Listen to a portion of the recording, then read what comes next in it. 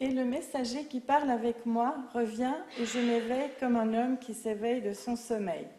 Et il me dit, « Que vois-tu » Je dis, « Je vois et voici un chandelier tout d'or, un globe à son sommet, ses 7 lampes au-dessus de lui et 7 gobelets pour les lampes au-dessus de son sommet. Et 2 oliviers à ses côtés, l'un à la droite du globe, l'autre à gauche. Et je réponds et dis au messager qui parle avec moi, « Que sont ceux-là, mon maître ?»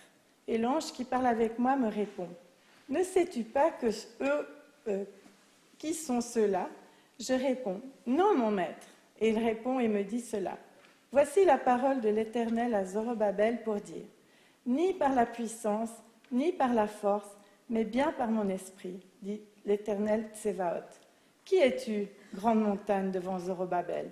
Une plaine. » Il amène la pierre du faîte au milieu des acclamations. Éclat, éclat pour Bel. Et la parole de l'Éternel m'est adressée pour dire, « Les mains de Zorobabel ont fondé cette maison, et ses mains l'achèveront, et tu le reconnaîtras. L'Éternel Tsevaot m'a envoyé vers vous. Car qui méprisait le jour de ses modestes débuts? Réjouissez-vous en voyant la pierre du commencement dans la main de Zorobabel. Ces 7-là sont les yeux de l'Éternel qui voguent sur toute la terre. Et je réponds et lui dis, « Que sont ces 2 oliviers à droite du candélabre et à gauche ?» Et je reprends une seconde fois et lui dis, « Que sont les 2 branches d'olivier à côté des 2 globes d'or qui déversent sur eux de l'or ?» Et il me dit pour dire, « Ne sais-tu pas ce qu'ils sont ?» Je dis, « Non, mon maître. » Et il dit, « Ce sont les 2 hommes consacrés par l'huile, debout devant le maître de toute la terre. » Alors j'aimerais ça poser une question qui est la suivante. Avez-vous retenu une parole particulière de ce texte qui est celui de la Haftara du Shabbat Hanouka? Non. Non, c'est pas grave, c'est pas grave. Pardon? 16? J'ai entendu, enfin, je suis en train de changer mes piles, excusez-moi. J'ai entendu 7 lumières. 7 lumières. Donc ça rappelle. Ben, je pensais qu'il y en avait 8. Ah, mais pas dans le temple. Dans le temple, il y en avait 7. Ah, d'accord. Le chandelier du temple était composé de 7. Ah, c'est une menorah. Mais oui, c'est une menorah, pas une chanoukia. Tout à l'heure, nous avons lu un texte intercalaire dans la Hamida qui s'est trouvé à la page 77. Vous l'avez lu. Et ce texte nous dit que Dieu a soutenu le faible contre le fort et la justice a prévalu. Tes enfants sont entrés dans ton temple, ils ont purifié ton sanctuaire, allumé les lumières de tes enceintes sacrées et institué ces 8 jours de Hanouka que nous célébrons pour louer et chanter ton nom. C'est un texte qui très certainement a été écrit vers le 2e siècle avant notre ère. Parce que la Hamida, donc l'ensemble de la Hamida, a commencé à être écrit vers le 5e siècle avant notre ère, c'est-à-dire lorsque les Juifs ont été déportés en Babylonie. Ils ont commencé à fonctionner autrement qu'avec des sacrifices. Et donc, ils ont commencé à écrire des textes, à penser des textes. Et on pense que la Hamida est relativement ancienne, 4e, 5e siècle avant notre ère. Les Maccabées, c'est le 2e. Et donc, peu de temps après, comme la Hamida était écrite, ils ont écrit un paragraphe particulier pour Hanouka, comme ils ont écrit un paragraphe particulier pour Purim. Et comme nous avons également, plus tard, écrit un paragraphe particulier pour Yom HaAtzmaut. Mais dans ce paragraphe de la Hamida, il est fait mention de la libération de Jérusalem, de la réinauguration du temple, c'est tout. C'est-à-dire qu'à cette époque, après les Maccabées, quand ce texte a été écrit, on ne sait pas exactement quand, le temple existait. Et pour nos ancêtres, il était évident qu'il fallait parler de la libération de Jérusalem, de la réinauguration du temple, et qu'on n'allait pas plus loin. D'ailleurs, Flavius Joseph, au début 2e siècle, non, pardon, fin 1er siècle de notre ère, disait la même chose, c'est la fête des illuminations. Et dans le livre des Maccabées, qui a été écrit aussi bien entendu après les Maccabées, donc vers le 1er siècle avant notre ère, il est question de la libération de Jérusalem, de la réinauguration du temple, et comme toute inauguration, la fête dure 8 jours. Donc jusque-là, on est tous d'accord. Sauf que le Maoz Tzur, qui a été écrit vers le 5e siècle, si mes souvenirs sont exacts, mentionne les huiles. Et dans le Talmud, pas dans la Mishnah, dans le Talmud, donc un texte relativement tardif, et quand on dit un texte relativement tardif, ça veut dire un texte qui est après la destruction du temple de Jérusalem, il est dit qu'est-ce que Hanouka? Hanouka, c'est le rappel du miracle, parce que l'huile ou les huiles brûlèrent pendant 8 jours, alors qu'elles ne pouvaient brûler que pendant 1 jour. Alors il y a un rabbin qui a posé la question, mais dans le fond, alors le premier jour, on n'a rien besoin de célébrer, parce que si le premier jour, les huiles devaient brûler et ils avaient assez d'huile pour 1 jour, aucun miracle le premier jour de Hanouka. Alors il y a un rabbin plus futé qui a répondu « Oui, mais Mattathias, il a regardé la quantité d'huile.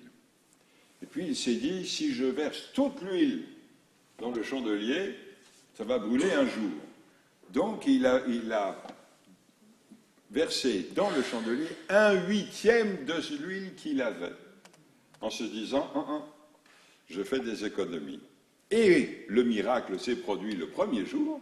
L'huile a brûlé non pas 1/8 de la journée, comme on aurait pu penser que cela puisse être, c'est-à-dire 3 heures. La lumière a brûlé pendant toute la journée, pendant 24 heures. C'est pourquoi le premier jour de Hanouka, nous disons la bénédiction et nous disons le Maoz Tzur. Ça, c'est juste une aparté. Que s'est-il passé? Eh bien, il s'est passé qu'entre l'écriture du paragraphe de la Hamida qu'on a lu tout à l'heure et le moment où les rabbins ont dit qu'est-ce que Hanouka? C'est le rappel du miracle de l'huile qui a brûlé 8 jours alors qu'elle ne pouvait brûler que pour 1 jour. Il y a eu la destruction du temple de Jérusalem.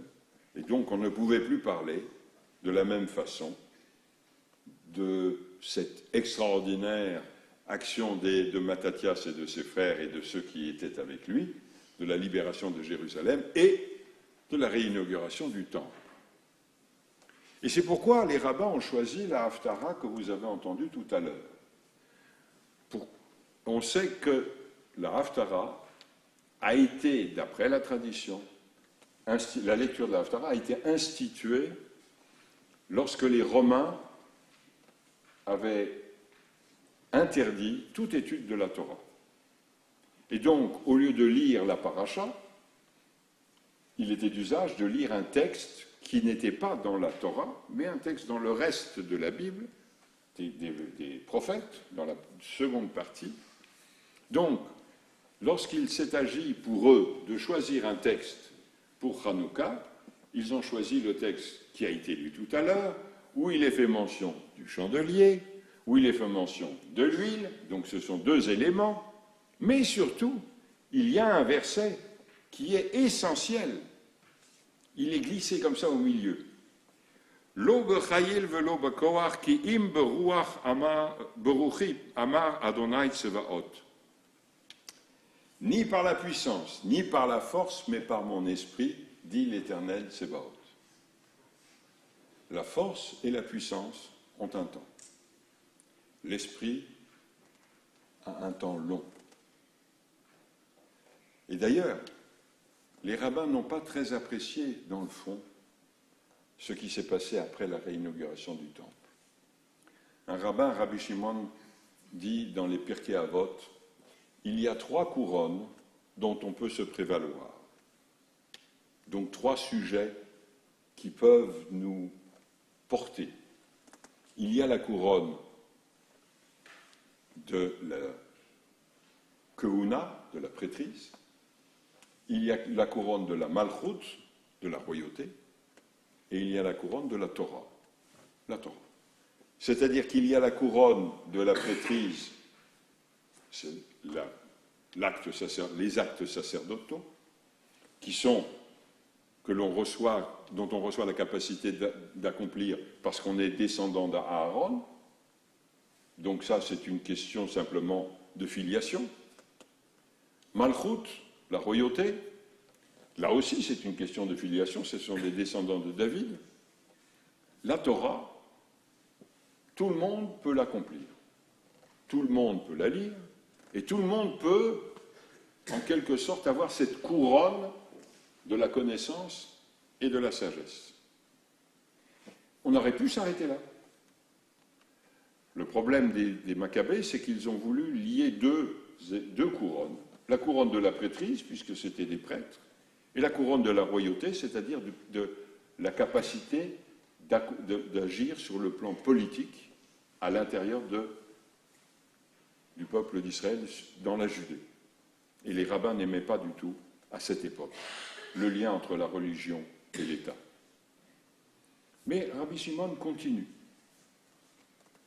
Parce que certaines personnes peuvent s'enorgueillir de leur connaissance. Ils peuvent dire, je possède, moi, la connaissance de la Torah, et en conséquence de quoi vous devez m'écouter. Rabbi Shimon continue, et il y a la couronne du Shem Tov, du bon nom, de la renommée, c'est-à-dire de ce que les gens disent de nous de positif, et celle-ci est supérieure aux trois autres. Je ne sais pas si les futurs ministres de Netanyahou iront jusqu'à la 4e couronne.